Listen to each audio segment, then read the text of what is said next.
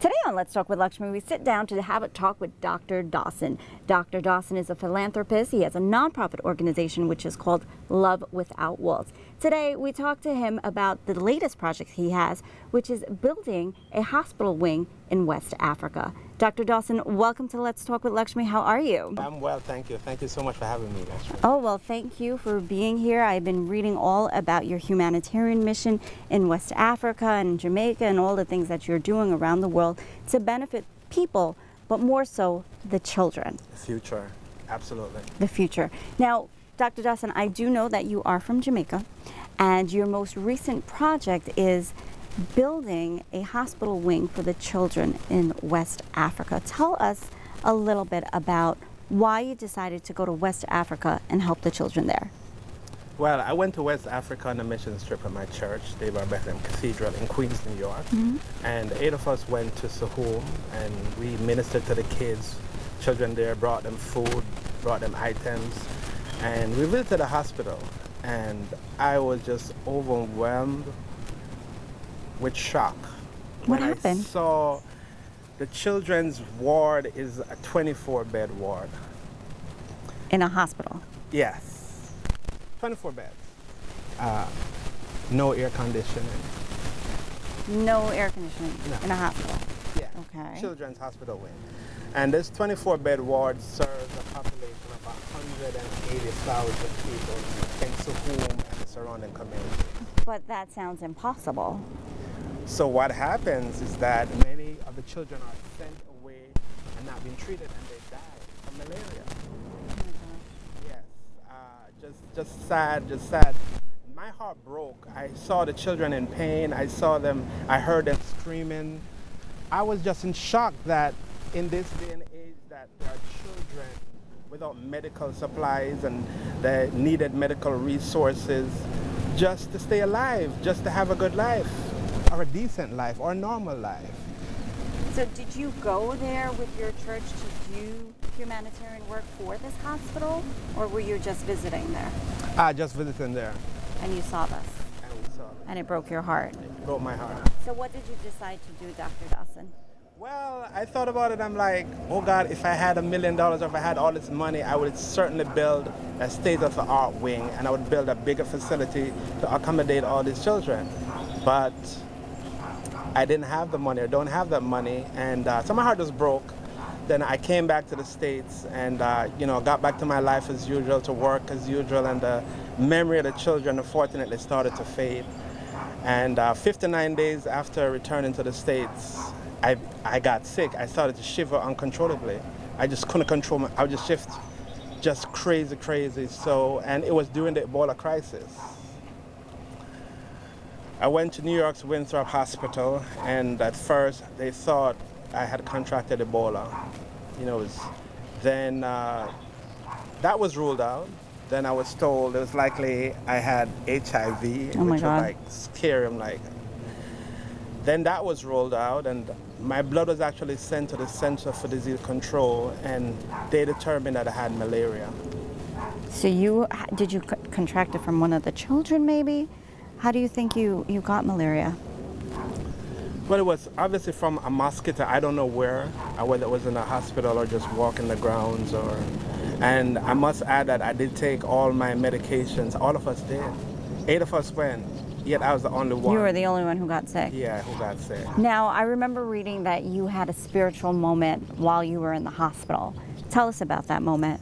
Oh yeah, so I was in the hospital. I was on oxygen for 3 consecutive days. I had congestive heart failure, I had pneumonia, I had fluid in my lungs.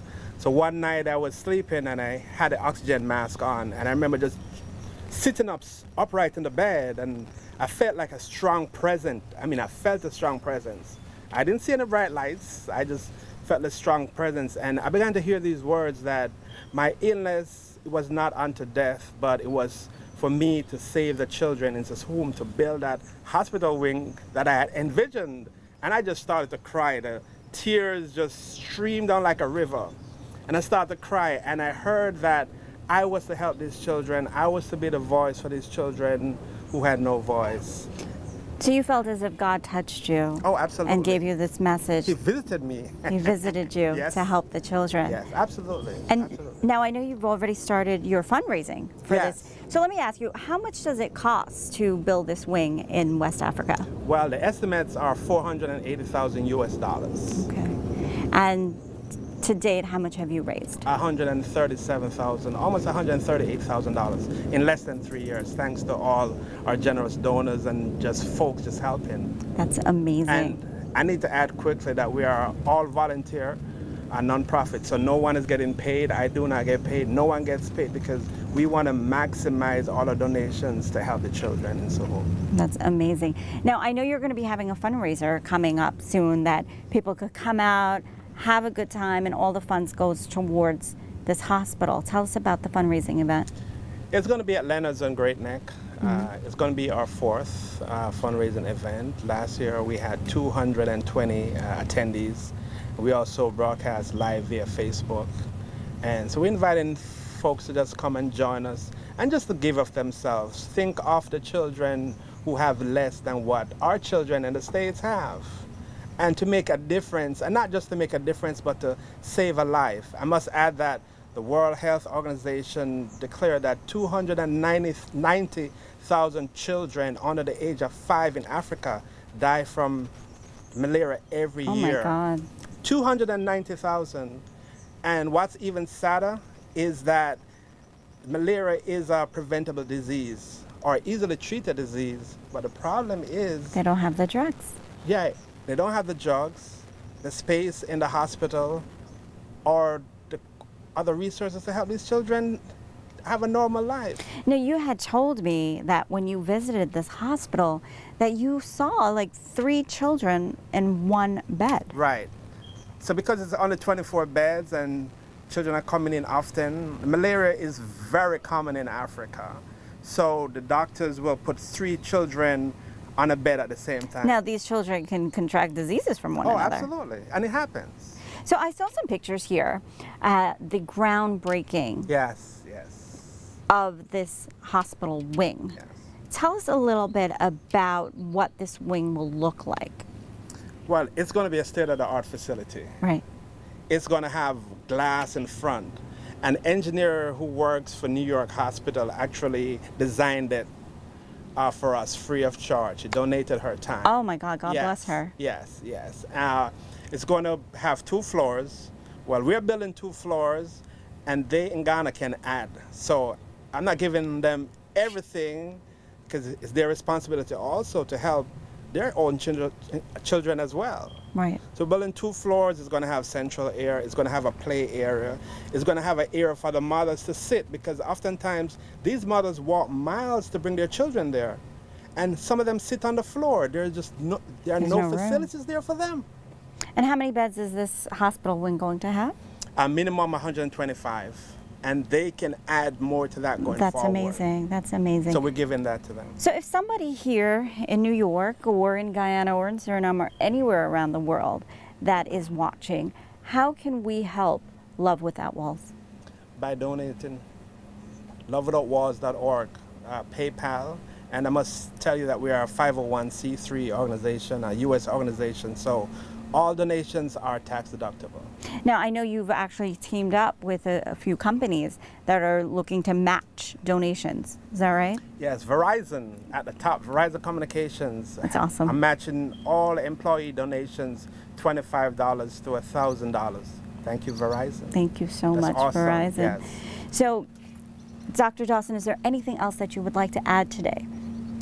I would just want to add that we all should think about the children, not only in Ghana, but children all over. Oftentimes, we are so engrossed in our own lives and working 2 or 3 jobs and being only concerned about our families. But I think it behooves us to think about those who are less fortunate, because those children in Suhum have dreams just like our children do.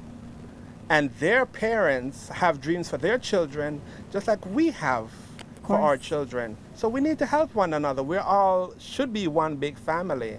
And we must be concerned, especially about the children, the least among us or the most vulnerable among us, because they are our future. They are our future. Absolutely. Well, Dr. Dawson, thank you so much for coming on, sharing your story with Love Without Walls, and you will be seeing us for your fundraiser at Leonard's. Thank you. Thank you for having so me. much. Thank you so much.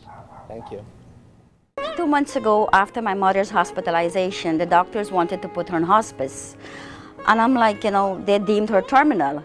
And I saw Mr. Thakur, I think the founder, on TV, and he was advertising this Indian community in Kings Harbor. It's a great Indian community where my mother feels at home, and she expresses her happiness to me whenever I come. I know when I come, I feel happy. I stay a couple days and I see everybody, and I'm so happy. I brought my mother here like a month and a half ago, and I haven't regretted my decision. It's one of the best decisions I've made for my mother. It's a home away from home.